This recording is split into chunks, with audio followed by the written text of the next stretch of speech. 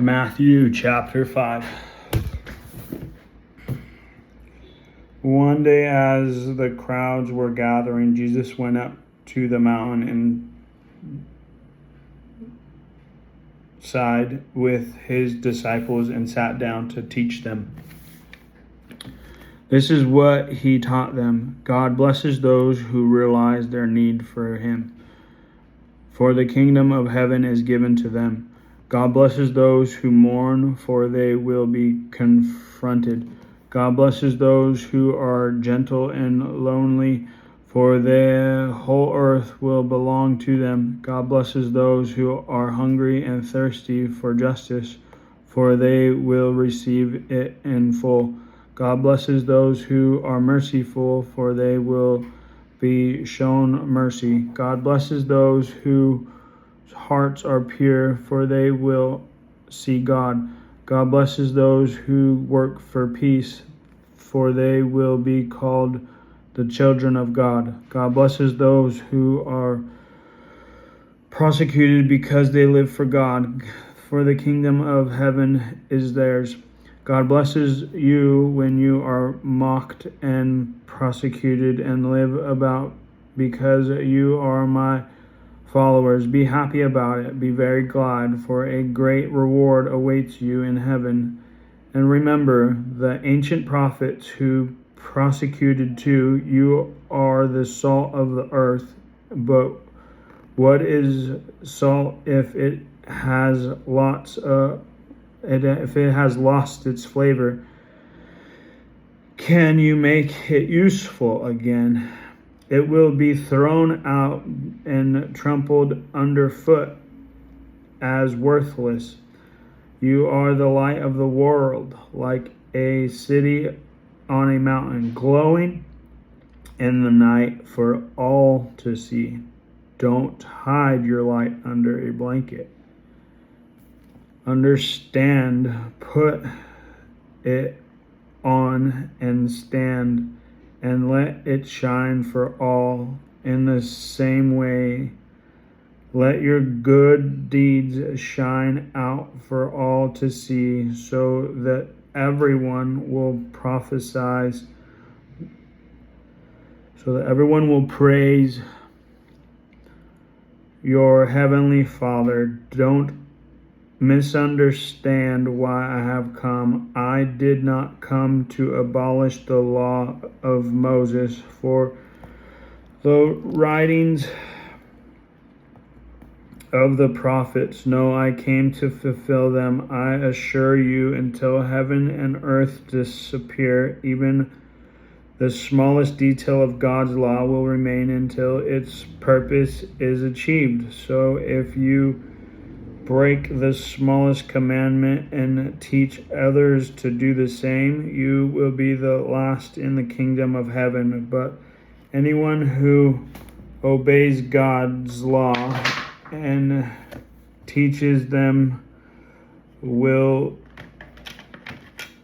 be great in the kingdom of heaven.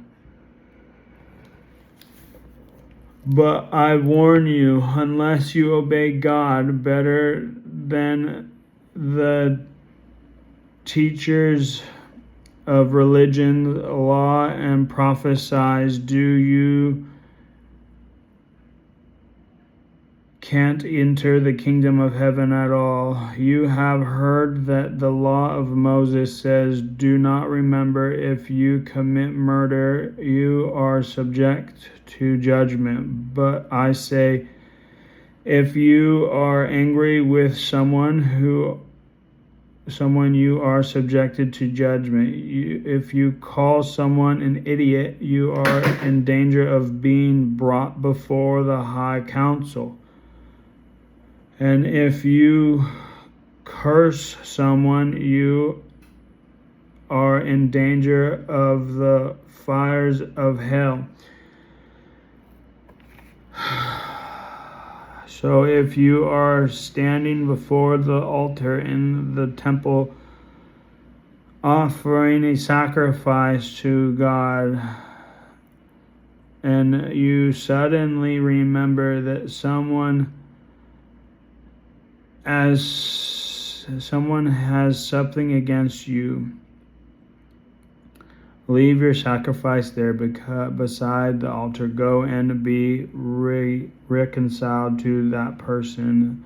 Then come and offer your sacrifice to God. Come to terms quickly with your enemy before it is too late and you are dragged into court, handed over to an officer and thrown in jail. I assure you that you won't be free again until you have paid the last penny.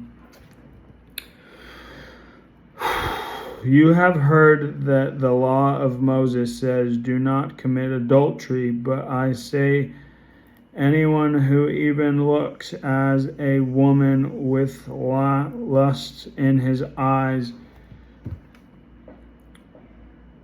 has already committed adultery with her in his heart. So if your eye, even if it is your good eye, causes you to lust, gouge it out and throw it away.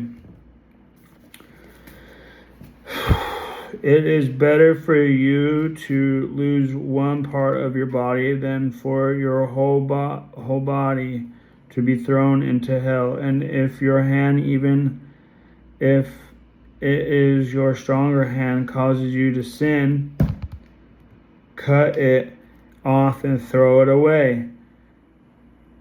It is better for you to lose one part of your body than for your whole body to be thrown into hell.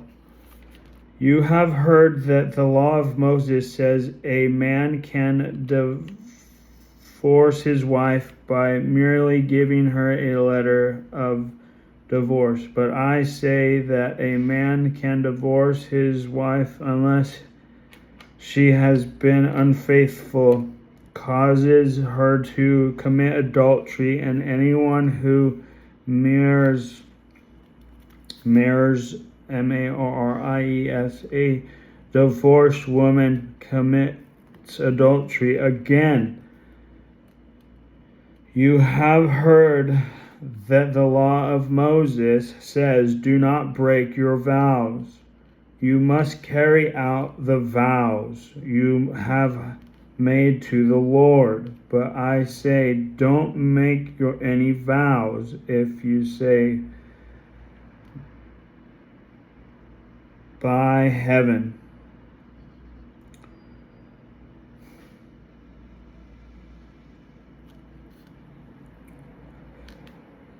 it is a scarred vow, because heaven is God's throne. And if you say by the earth, it is a scarred vow, because the earth is his footstool. And don't swear by Jerusalem, for Jerusalem is the city of the great king. Don't even swear by my hand, for he can't turn one hair white or black. Just say a simple yes, I will, or no, I won't. Your sword is enough to strengthen your promise. With a vow shows that something is wrong. You have heard that the law of Moses says, if an eye is required, injure the eye of the person who did it. If a tooth gets knock out the tooth of the person who did it. But I say, don't resist an evil person. If you are slapped on the right cheek, turn the other too. If you are ordered to count in your shirt is taken from you, give your coat too. If a soldier demands that you carry his gear for a mile, carry it 2 miles. Give to those who ask, and don't turn away from those who want to borrow. You have heard that the law of Moses says, love your neighbor and hate your enemy, but I say, love your enemies, pray for those who prosecute you, in the way that you will be acting as true children of your Father in heaven, for he gives his sunlight to both the evil and the good, and he sends